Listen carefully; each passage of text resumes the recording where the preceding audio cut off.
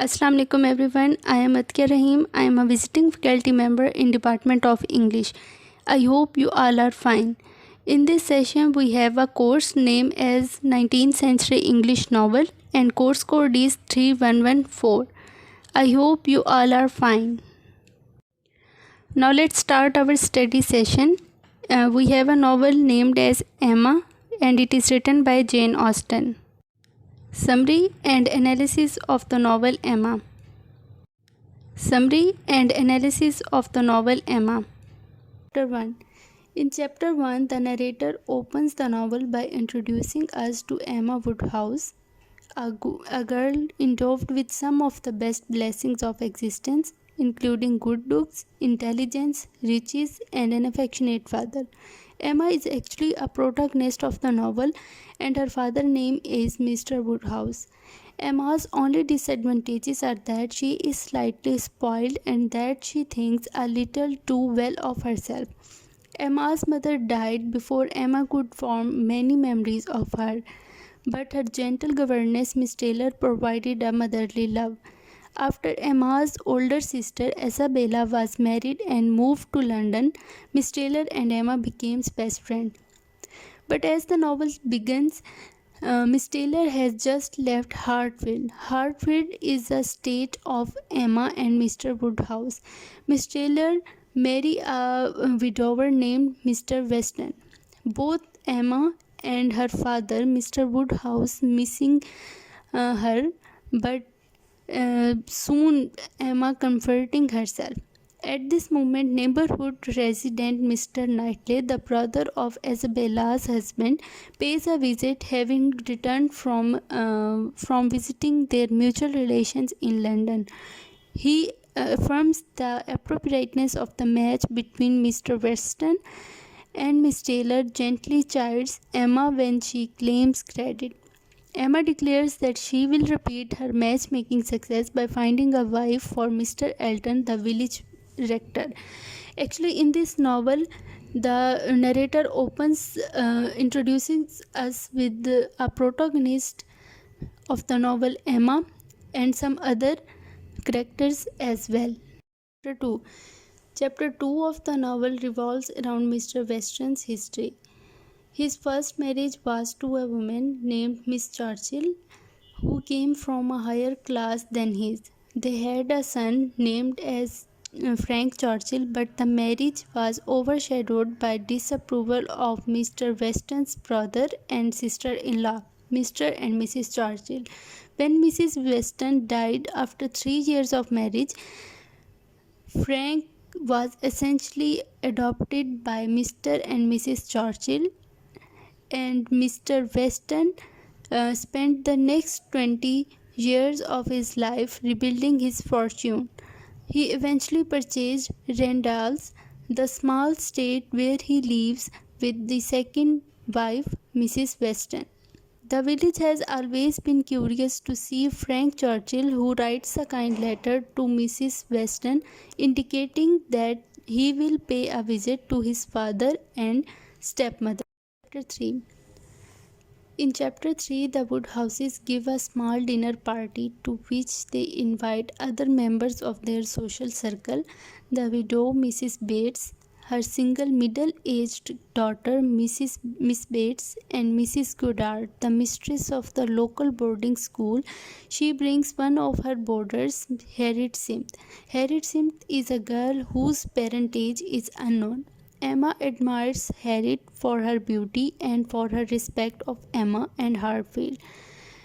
Emma resolves to pursue friendship with Harriet and to improve the naive girl by detaching her from the lower society, and she plans to introduce Harriet to higher society.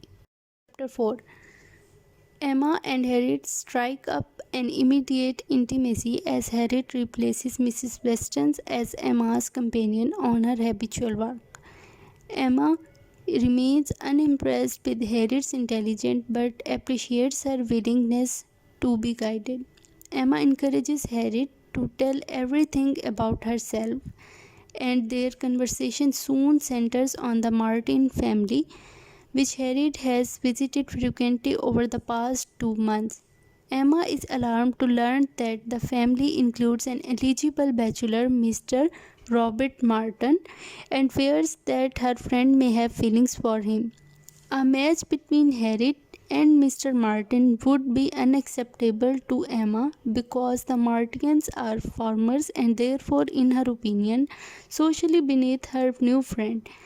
She discourages Harriet from thinking well of Mr. Martin by asking questions about his education and predicting that any wife of Mr. Martin takes will be too inferior to merit friendship with Harriet. After they run into Martin on one of their walks, Emma encourages Harriet to compare his manners with those of the gentleman they know, praising Mr. Elton's manners as particularly gentile.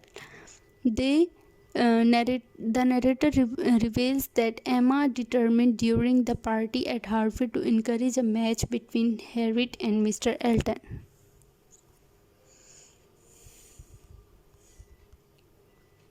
Chapter 5. In Chapter 5, Mr. Knightley and Mrs. Weston converse about Emma's new friendship with Harriet.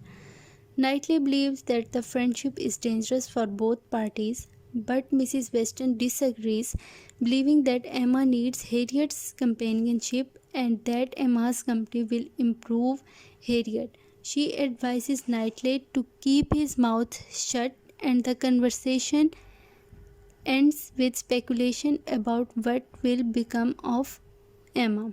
Knightley knows about Emma, and the age difference between Emma and Knightley was 15 or 16 years. Chapter 6. In Chapter 6 of the novel, the readers learn that Emma continues to point out Mr. Elton's finer qualities to Harriet and is convinced that he is already in love with her friend. Mr. Elton praises the graces that Harriet has gained in Emma's company, and he quickly seconds Emma's idea to paint a watercolor portrait of Harriet. As Emma paints, Mr. Elton is only too attentive to her progress, and though Mrs. Weston and Mr. Knightley point out that Emma has exaggerated Harriet's beauty, Mr. Elton emphatically praises the portrait's likeness. He volunteers to take the watercolor to the London to be framed. All the while, Emma continues to believing that Mr. Elton's enthusiasm is for Harriet, though Mr. Elton makes comments on Emma's skills. In this chapter, there is a confusion. Emma thought that Mr. Elton has feelings for her friend Harriet, but actually, Elton praises Emma's skills. Chapter 7.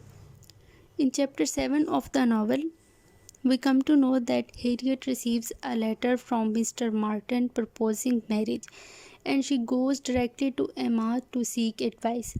Emma acts as if there is obviously no doubt that Harriet should not accept, and she proceeds to offer Harriet advice about the wording of her refusal. When it becomes clear that Harriet is doubtful about her answer, Emma becomes somewhat cold and states, "I shall not give you any advice, Harriet. This is a point which you must settle with own feelings." When under Emma's guidance, Harriet states that she will probably reject Mr. Martin. Emma immediately congratulates her friend on having made the right decision and points out that if Harriet had accepted him, then Emma would no longer be able to her friend. Harriet immediately affirms that the loss of Emma is unthinkable, and the two of them draft a letter refusing the proposal. It is clear that Harriet is pained by her decision, and Emma cheers her up with the reminders of Mr. Elton. Chapter 8. In Chapter 8, we come to know that with Harriet at Mrs. Goddard's preparing for an extended visit to Hartfield. In this chapter, Mr. Knightley and Emma have the opportunity for a lengthy conversation about Harriet and Mr. Martin. Knightley reveals that Mr. Martin has consulted him about proposing to Harriet, and Mr. Knightley makes it clear that he supports the match. According to Knightley, the match between Harriet and Mr. Robert Martin is perfect, but Emma informs him that the proposal has already been made and rejected, and she insists that Mr. Martin is not Harriet's equal. At this moment, Knightley very nearly loses his temper, and he insists upon Mr. Martin's superiority to Harriet in sense. Knightley is especially displeased by what he immediately guesses was Emma's role in the rejection, and he states flatly, "You have been no longer friend to Harriet." Emma counters that Harriet's beauty and good temper, along with the possibility that she is the daughter of a gentleman, make her a desirable match. Knightley tells Emma that if she thinks Mr. Elton will marry Harriet, she is wrong, because Elton will only marry a woman with money. Chapter 9. In Chapter 9 of the novel, we come to know that Emma and Harriet have been collecting riddles into a scrapbook, and when Mr. Elton returns from London with the framed portrait of Harriet, he contributes one. Emma immediately decodes the riddle and sees that its answer in the word courtship. She translates the riddle for Harriet, who could not solve it herself. Emma convinces Harriet that the riddle foretells a proposal, and she copies the riddle into Harriet's book. After some discussion among the family anticipating the upcoming Christmas visit of Isabella, Mr. John Knightley and their children, Emma tells Mr. Elton that she has solved his riddle and copied it into Harriet's book. Elton is clearly moved, and Emma. Chapter 10. In Chapter 10, Emma and Harriet make a charitable visit to a poor family near Mr. Elton's vicarage. On the way, Harriet expresses her surprise that Emma has not married, and Emma explains her resolution to remain single. The poor family they assist engages their compassion, but soon the girls' thought turn to Mr. Elton, who meets them on the road. Emma attempts to leave Mr. Elton and Harriet together by falling behind, speaking with the child, and pretending to lace her boots. Using the need for new ribbon to lace her boots as an excuse, Emma requests that they stop at Mr. Elton's house at the vicarage. But even though Emma contrives to leave the would-be lovers alone there together, Elton fails to show interest in Harriet, and Emma considers him slow. Chapter 11. In this chapter, Mr. and Mrs. John Knightley and their children arrive at Hartfield and temporarily occupy all of Emma's attention. Mr. Woodhouse and Isabella communicate over losing Mrs. Weston, and there is speculation about whether Mr. Weston's son, Frank Churchill, will make his visit. Isabella is like her father in both tenderness and nervousness, and Emma believes that Isabella's short-minded husband sometimes speaks too sternly to Isabella and to the family. Chapter 12. In this chapter, Mr. Knightley comes to a dinner at Hartfield, and though he and Emma still disagrees about Harriet, they reconcile. Knightley tells Emma that Mr. Martin has been terribly disappointed by Harriet's rejection. Isabella is filled in all the latest news from Highbury. She inquires after Jane Fairfax, Miss Bates' niece, and suggests that Jane would make a good companion for Emma. But Emma don't like Jane. The conversation turns to Mr. and Mrs. John Knightley's decision to go to a beach resort instead of visiting Mr. Woodhouse's in the autumn. Mr. Woodhouse advocates the advice of a friend, Mr. Perry. All the while, Isabella maintains that her doctor, Mr. Wingfield, is more trustworthy. Emma tries to change the subject, and eventually Mr. John Knightley snaps that Perry should mind his own business. At the end of this chapter, Emma and Mr. Knightley smooth things over. Chapter 13. In Chapter 13, the Woodhouses and Knightleys are invited to the Westons for Christmas evening dinner. Harriet and Mr. Elton are also included, but Harriet comes down with a sore throat and is forced to miss the gathering. Emma meets Mr. Elton while visiting Harriet and is pleased by his attentions to her friend, but she remains puzzled that he refuses her suggestion to skip the party since Harriet will not be there.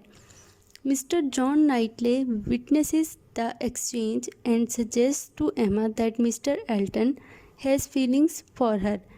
Amused, Emma dismisses the suggestion. When she and Mr. Elton travel to the gathering in the same carriage, she is surprised that Mr. Elton's concern for Harriet gives way to cheerful anticipation of the evening ahead. Chapter 14. Chapter 14 starts from the entering the party. Emma attempts to put Mr. Elton's strange behavior out of her mind, but his constant presence makes her worry that Mr. John Knightley's suggestion that Mr. Elton cares for her may be correct. Meanwhile, Mr. Weston announces that Frank Churchill is due to visit in early January. Emma feels some interest in this news because she has half seriously thought of Frank as a potential suitor. She does not anticipate giving up her vote to remain single. Mrs. Weston confides to Emma that she has some anxiety about meeting her stepson, and she fears that Mrs. Churchill will prevent him from coming. She and Emma speculate about the situation at the Churchill estate, and Emma wonders why a young man should be so dependent upon the impulses of his guardian. Chapter 15. In this chapter, Mr. Elton joins Emma in the drawing room and displeases her by acting more concerned with her health than with Harriet's. John Knightley's report that it has begun leads to a small crisis, and Mr. Woodhouses and Isabella are beside themselves with worry about traveling the 3/4 of a mile home. Mr. Knightley assesses the situation and reassures everyone that they will make it back safely. In the confusion created by the party breaking up, Emma finds herself alone in one of the carriages with Mr. Elton. He immediately declares his love for her and proposes her. Hoping that he is merely drunk, Emma attempts to remind him that Harriet is the true object of his affections. Astonished, Elton assures Emma that he has never been interested in Harriet. Moreover, he is convinced that Emma has known of and encouraged his sentiments. In the end of this chapter, Emma sharply rebukes him and refuses his proposal, and the two travel the remainder of their journey in angry silence. Chapter 16. Back at Hartfield, after her ride with Mr. Elton, Emma plunges into self-recrimination as she looks back over the past weeks. Her biggest regret concerns Harriet, whose feelings for Elton, Emma realizes, are due mostly to Emma's own encouragement.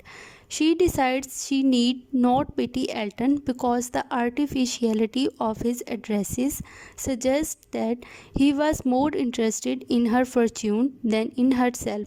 She realizes that both of the Knightley's brothers have been right about Elton and that she has been wrong all along. Emma vows to give up matchmaking, but she cannot stop herself from searching for a new partner for Harriet. At the next morning, Emma is comforted by the reflection that neither Elton's nor Harriet's feelings could have been very strong, and by the fact that no one else needs to know what has happened. At the end of this chapter, several days of snow provide a respite as everyone stays at home, but Emma dreads telling Harriet what has happened. In chapter 17, Mr. and Mrs. John Knightley return to London, and Mr. Elton writes Mr. Woodhouse to announce that he will spend the next few weeks in the town of Bath. Relieved, Emma immediately visits Harriet to explain what has happened. Emma's sense of her own failures and Harriet's modesty and sweetness in taking the news give Emma the temporary impression that Harriet, rather than herself, is the superior creature. She moves Harriet to Hartfield and attempts to comfort her and drive Elton out of her mind.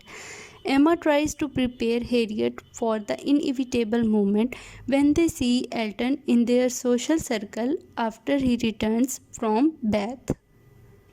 Chapter 18. In this chapter, we come to know that Frank Churchill does not make his expected visit, to the disappointments of Mrs. Weston in particular. Emma, preoccupied with her other worries, does not mind, but she feels she must express disappointment so that she will appear her usual self. Her warmth in doing so gets her into an argument with Mr. Knightley about the young man. Knightley expresses the same thought Emma has expressed. How can a 24-year-old man be prevented by his aunt from doing his duty? In reply, Emma suggests that Knightley is a poor judge of the difficulties of dependence. She expresses her sympathies for Frank's situation and her conviction that he would come if he could, but Knightley counters that no sensible, honorable man would be prevented from doing his duty.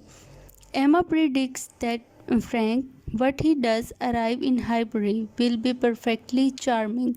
Knightley believes that Frank will be superficial and insufferable, and Knightley's prejudice against the stranger surprises Emma. Chapter 19. During a walk, Emma has little success turning Harriet's thought from Mr. Elton and therefore decides that they should call on Mrs. and Miss Bates, a duty that Emma usually shuns. During their visit, they are forced to hear about Mr. Elton and his travels, and Emma has tried to time her visit so as to avoid hearing about Miss Bates' niece, Jane Fairfax. Miss Bates produces a letter from Jane, who lives with her guardians, Connell and Mrs. Campbell. The Campbells are about to visit their newly married daughter, Mrs. Dixon, in Ireland, which means that Jane will be coming from an extended visit in Highbury in a week's time. Based on slight evidence, Emma suspects that there has been a romance between Jane and the Campbell's daughter's husband, Mr. Dixon, and that this is the reason that Jane is missing the trip to Ireland. Chapter 20. This chapter deals with the character of Jane Fairfax. Jane's history is given starting from how, at age 3, she became an orphan after her father was killed in battle and her mother died in consumption and grief. Jane lived with her aunt and grandmother in Highbury until she was 8 years old. Then a friend of her father's, Colonel Campbell, took an interest in her well-being and made her part of his household. He provided her with an education. But since he would be unable to give her an inheritance, it was understood that when Jane came of age, she would become a governess. Meanwhile, Jane became heir to the Campbell family and enjoys the pleasures of elegant society in London. Her stay in Highbury constitutes her taste of freedom before becoming a governess. Jane's arrive and Emma greets the girl's return after 2 years' absence with mixed feelings. She has never liked Jane for reasons she cannot fully explain. Mr. Knightley suggests to her that she is jealous, but Jane's beauty impresses her, and she feels compassion for her impending fate. Soon, the dullness of Jane's companions, along with Jane's reserve, confirms Emma's dislike. Emma discovers that Jane has known Frank Churchill in Weymouth, but Jane divulges little information about him. Chapter 21. Just as Mr. Knightley is about to give Emma some news, the Basts arrive with Jane to thank the Woodhouses for the hinder quarter of pork they have sent. They manage to precede Knightley in divulging that Mr. Elton is to marry a Miss Hawkins. Emma is caught off guard, and Mr. Knightley's look suggests he knows something of what has transpired between them. However, she soon regains enough composure to make another failed attempt to engage Jane in conversation. The company departs, and Harriet bursts in with news that she has run into Mr. Martin and his sister in town. She relates that after some awkwardness, the pair greeted her with kindness, leaving Harriet flustered. Emma is impressed by the Martians' behavior and briefly second guesses her judgment of them, but she concludes that their situation in life is still too low for Harriet. She is only able to distract Harriet from the episode by sharing the news of Mr. Elton's impending marriage. Chapter 22. In Highbury, there is great speculation about Miss Hawkins, Mr. Elton's fiancée. Mr. Elton returns to the village long enough to confirm the rumors that his bride-to-be is beautiful, accomplished, and of some fortune. Emma is relieved that his marriage will ease the awkwardness of his return to their social circle, but she has some uncharitable thoughts about Miss Hawkins' inferior connections. She has difficulty persuading Harriet to share her coolness, however.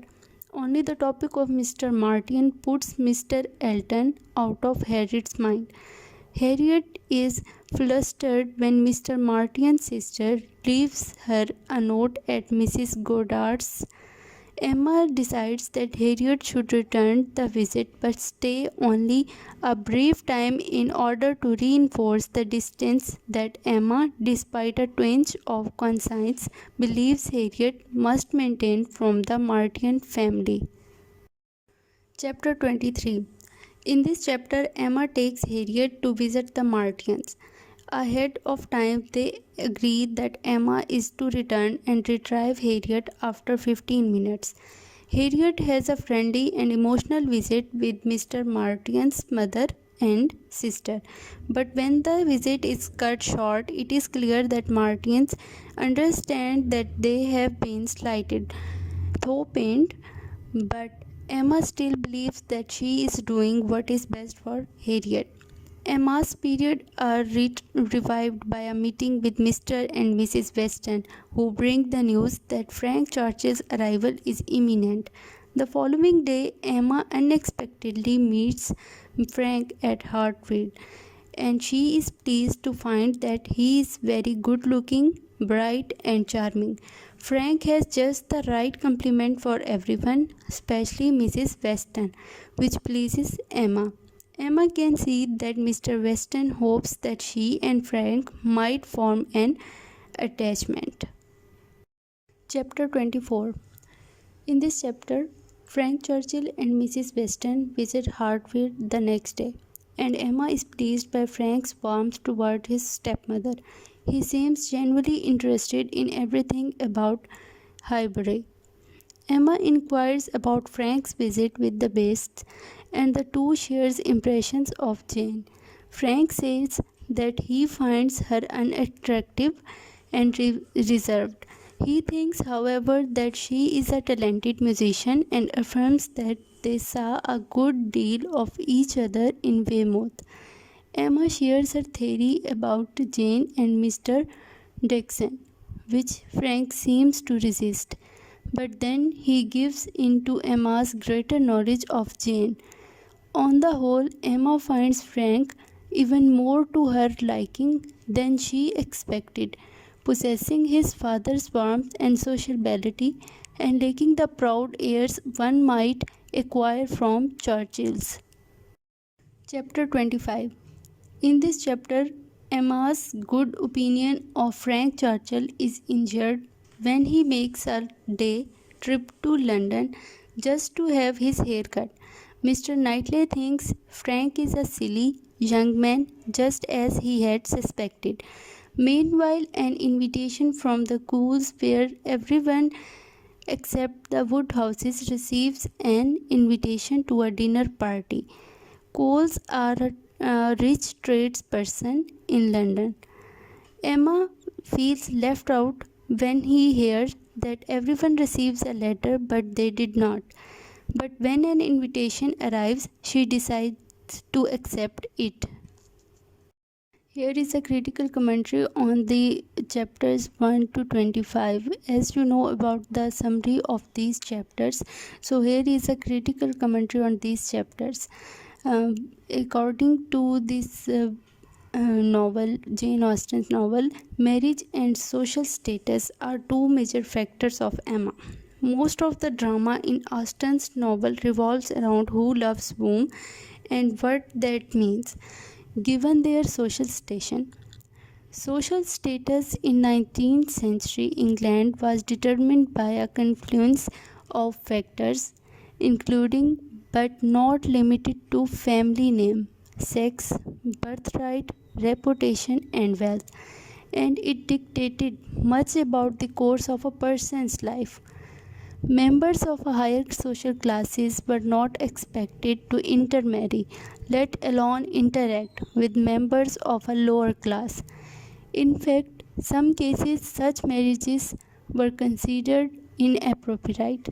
As you know that in all the chapters of the novel, we know that Emma is looking for a perfect suitor for Harriet.